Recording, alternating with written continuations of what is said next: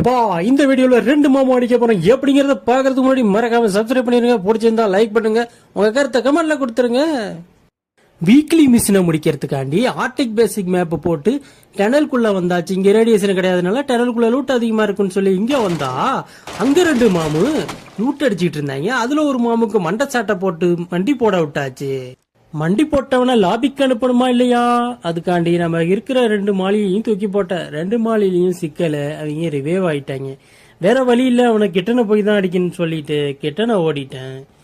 நம்ம நினைச்ச மாதிரியே மாமு ஈத்தாப்புல வந்தவருக்கு ஒரு மண்டி சாட்டை போட்டு மறுபடியும் மண்டி போட விட்டாச்சு. அடுத்து ஒரு மாமு தான் இருக்கான். அந்த மாமும் அடிச்சுட்டா. 2 பேருமே லாபிக்கு போயிடுவாங்க. நம்ம நினைச்ச மாதிரி லூட்டை எடுத்துக்கலாம் ஸோ அப்படின்னு சொல்லி மேலே ஏறினா அந்த மாமு கவர் எடுத்து விளாண்டான்.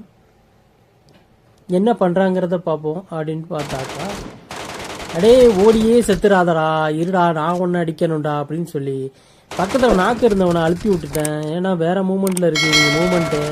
கடைசியில் கண்ணை வச்சுட்டு கையில் அடிக்கலான்னு பார்த்தான். யாருக்கிட்ட ஓ வேலையை காட்ட முடியும். அடுத்த வீடியோவில் பார்ப்போம். அது வரைக்கும் பா.